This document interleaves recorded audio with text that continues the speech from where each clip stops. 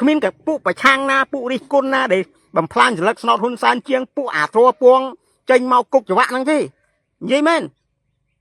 ស្បថ្ងៃខ្ញុំមិនដែលជើងគ្មានគំនិតទៅស្បហ៊ុនសែនទេប៉ុន្តែស្បពួកអាទ្រពងចេញមកគម្រាមកំហែងបាទមកប្រយ័ត្នគុកច្បាក់ច្បាប់គុកខ្ញុំថាណានេះអូយនិយាយមែនកាលណាមានអ្នកណានិយាយពីសង្គមណាគឺគេចូលទៅអាគុកច្បាក់ប៉ុន្តែដល់ពេលមានអ្នកមើលចូលទៅគេថាអូយ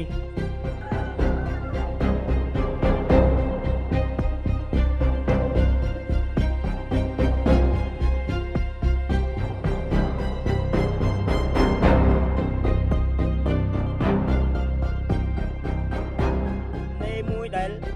សំដៅទៅលើជនណាក៏ដោយបាទជនណាក៏ដោយដែលយកទឹកដីយកទៅបដូរនឹងសន្តិភាពច្បាស់ណាស់វានឹងក្បោក